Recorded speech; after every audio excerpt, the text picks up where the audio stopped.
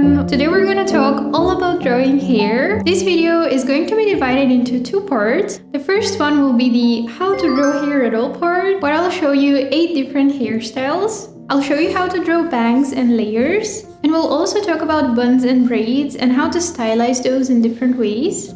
These drawings are going to be a little bit more realistic, and then in the second part of the video, I'm going to design 5 different hairstyles of my OC. We'll discuss shape language and how to retain the character's likeness and vibe of the original design by changing something as big as their hairstyle. And of course, we'll also talk about story and personality. So let's start drawing.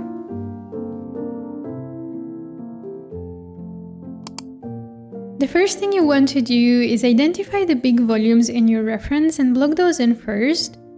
So we have 3 major elements here. The first one are the shortest layers that are framing her face. They look really nice and rounded, so I'm exaggerating that in my drawing and giving them a bit more volume. The next shape is the longer hair underneath. It's also a bit curved at the end, but much flatter overall. And lastly, we have the bangs. When you break down your reference into big shapes like that, it's much more manageable. Your goal should be to block those in first and then slowly carve out the details and add individual strands of hair. Notice the shape of the strands here and how pointy they are at the ends. This is something I want to repeat throughout my drawing for more consistency. Overall, this hairstyle is a little playful and not super neat. So I'm not afraid to draw individual strands here and there to spice up the silhouette a bit. I just make sure they have some flow and follow the same direction. Notice the silhouette at the crown of the head. I have these 2 little corners where the hair is parting, and I think that makes it look more interesting as compared to if I had some ambiguous wobbly lines. Always aim for clarity and confidence with your shapes. If something looks unclear, decide in which direction you want to push it. Do you want to flatten it out, or do you want to make it more pronounced? For the shading, I'm just adding some simple shadows to the deeper parts of the hair, and this is going to make the front pieces stand out more. It's very important to think of the head as a 3-dimensional object and picture the hair strands wrapping around it. Hair starts at the middle line where the parting is, with some strands sweeping back, while others closer to the forehead might angle downward or even slightly forward. Establishing this structure earlier in your drawing process is key to achieving a more natural look. Another factor to consider is how tightly the hair is tied. A sleek bun will have minimal volume, with the hair hugging the skull tightly. This creates tension in your lines, meaning they'll want to take the shortest path from point A to point B, so from the roots to the bun. In contrast, our buns here are quite loose, so the hair has more volume and the lines feel softer and more relaxed. Okay, so braids. There are many different ways to stylize braids, but here's one simple approach that always works. You want to start with those sort of diamond shapes that are intersecting.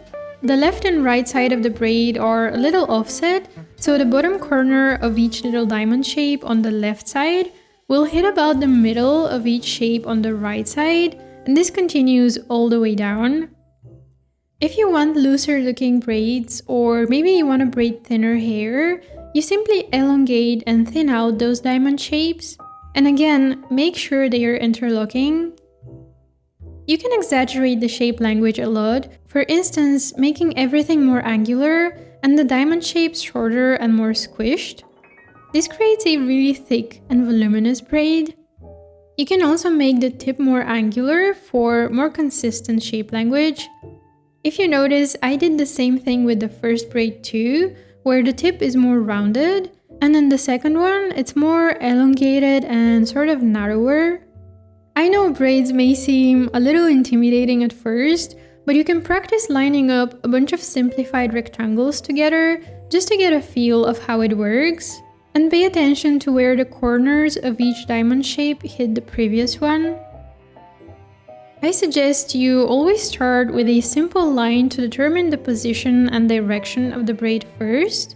Then you can add these simple V-shapes to serve as a general guide, and then figure out the shape language, how angular, pointy, or rounded your diamond shapes will be, and then just arrange them along the line.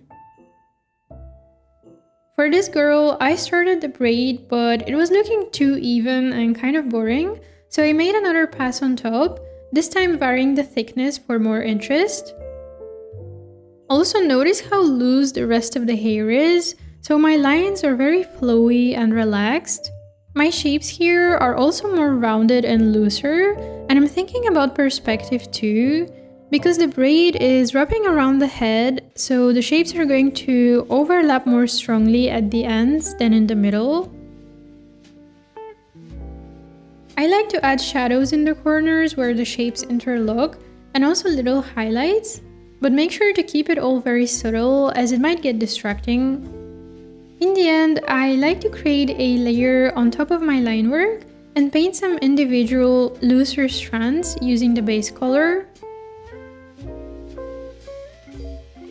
Straight hair is the easiest to draw and stylize, but sometimes it may be challenging to figure out how to add detail to it without ending up with a bunch of boring straight lines. What really makes it work here is the strong overlap between those long pieces that frame her face and the bangs. This gives a lot of depth to the drawing. For the bangs, notice that I have one big chunk of hair sort of in the middle, but then I have medium and thin ones too, and some of them separate higher than others. I avoid drawing the exact place where the bangs grow out of the skull, if that makes sense. I don't need to converge all my lines there. It's enough if they're all just headed in that direction. And for the rest of the hair, it doesn't have to sit behind the character's shoulders. I know I used to do that a lot.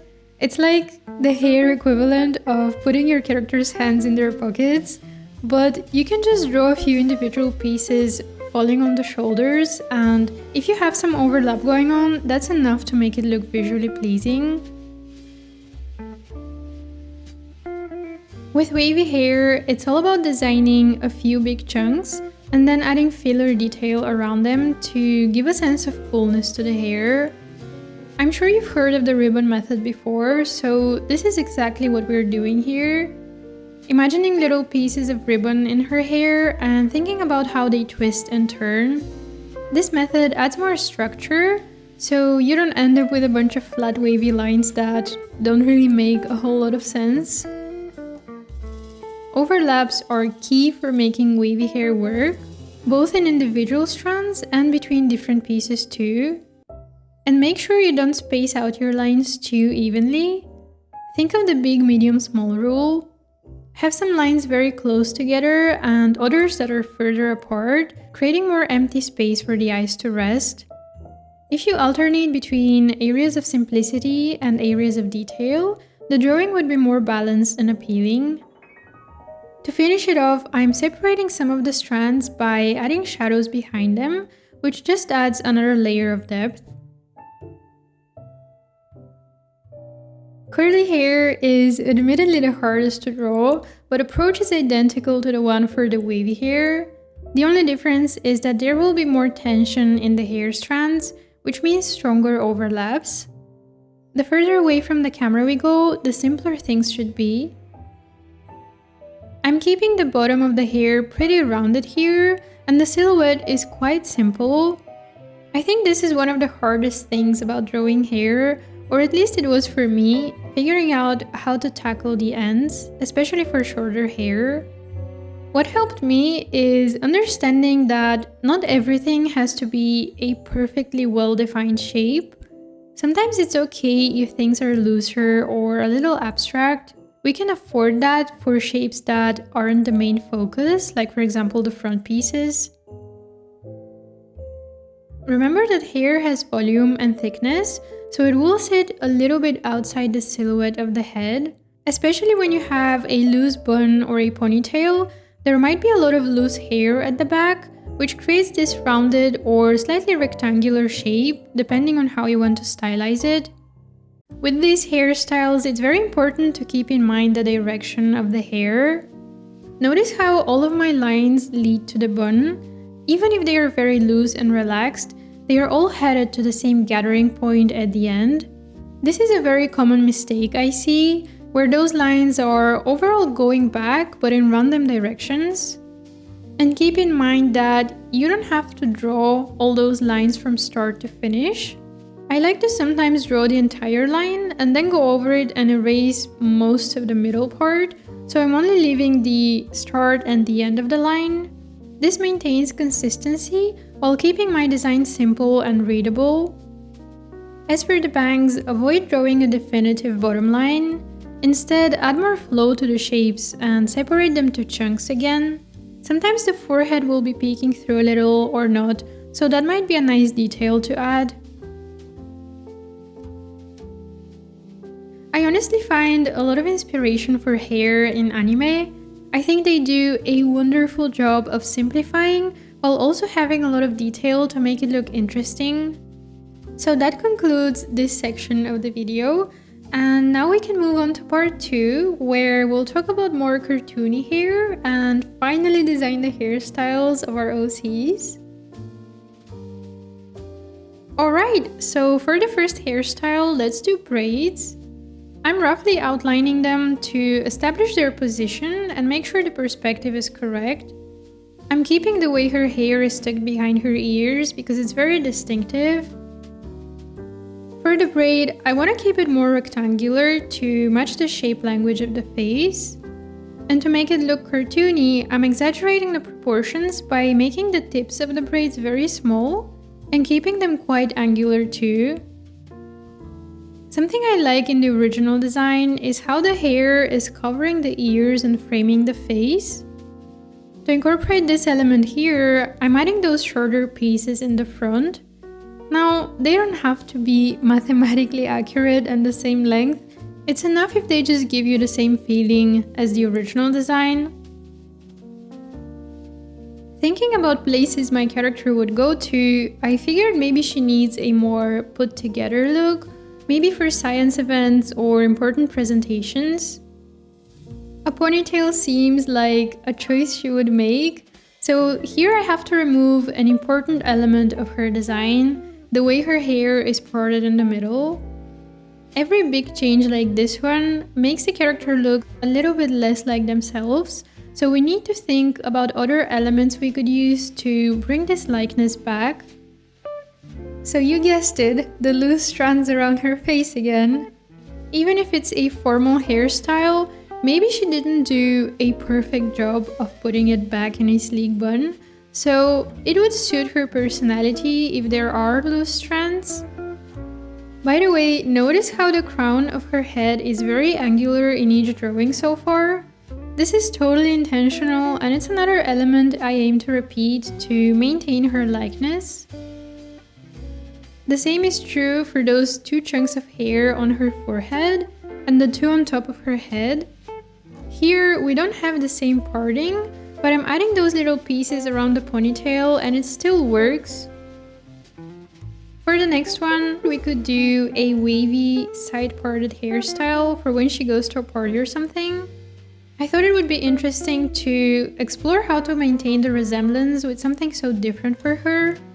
We don't have the angular top of the head and the middle parting to help us with the likeness here, so we have to think of something else. First, I am drawing this big piece on one side, slightly covering her face.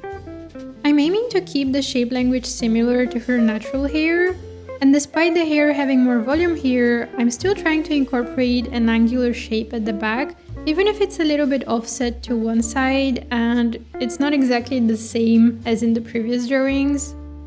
I'm also drawing more individual wavy pieces, but I'm going for more rectangular shapes as much as possible to keep the consistency.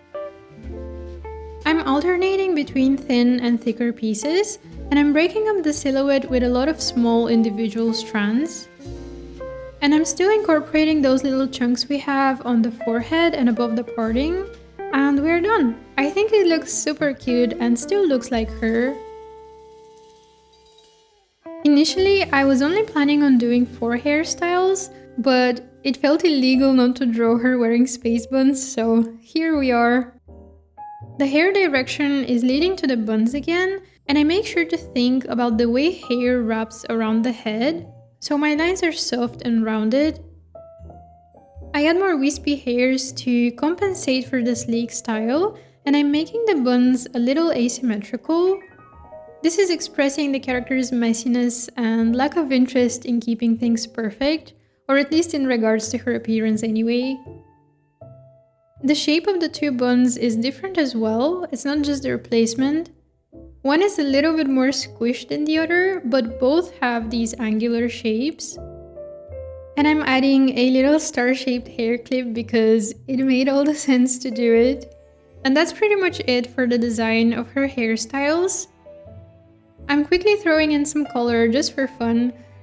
At this stage, I'm incorporating last small details like mismatched hair elastics or gaffer on her headphones. I thought it would be fun if they broke down and she tried to fix them. And I'm following the same steps from the previous section of the video and painting some simple shadows and highlights to create more depth.